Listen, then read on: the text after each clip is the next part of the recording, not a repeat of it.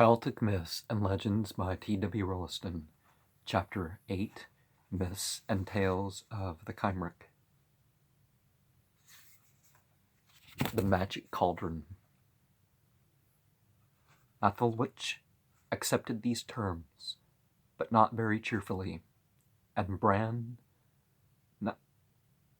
now offered another treasure, namely a magic cauldron, which had the property that if a slain man were cast into it, he would come forth well and sound, only he would not be able to speak. Mathelwich and Bronn then talked about the cauldron, which originally, it seems, came from Ireland. There was a lake in that country, near to a mound, doubtless a fairy mound, which was called the Lake of the Cauldron. Here Mathelwich had once met a tall and ill-looking fellow with a wife bigger than himself, and the cauldron strapped on his back. Well, it's pretty common for a skinny guy to have a wife bigger than himself. They took service with Mathelwich. At the end of a period of 6 weeks, the wife gave birth to a son who was a warrior, fully armed. We are apparently to understand this happened every 6 weeks, for by the end of the year, the strange pair, who seemed to be a war demon and demoness, had several children. They're using the word god and goddess, but you know what I mean. Whose continual bickering and outrages they committed throughout the land made them hate it. See, demons. At last, to get rid of them, Mathelwich had a house of iron made, and enticed them into it.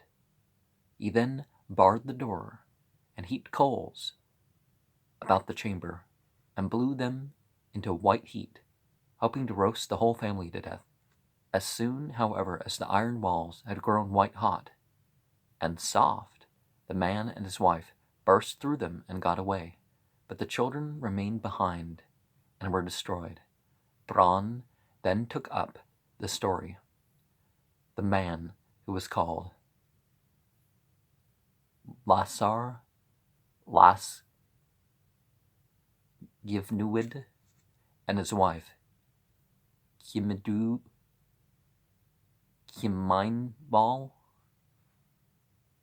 come across to Bretagne, where Bronn took them in, and in return for his kindness, they gave him the cauldron, and since then they had filled the land with their descendants, who prospered everywhere and dwelt in strong fortified burgs, and had the best weapons that ever were seen.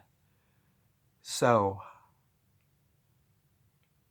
Mathelwich received the cauldron along with his bride, and sailed back to Ireland, where Bronwen entertained the lords and ladies of the land, and gave to each, as he or she took leave, either a clasp, or a ring, or a royal jewel to keep, such as it was honourable to be seen departing with. And when the year was out, Bronwen bore a son to Mathelwich, whose name was called Gwern.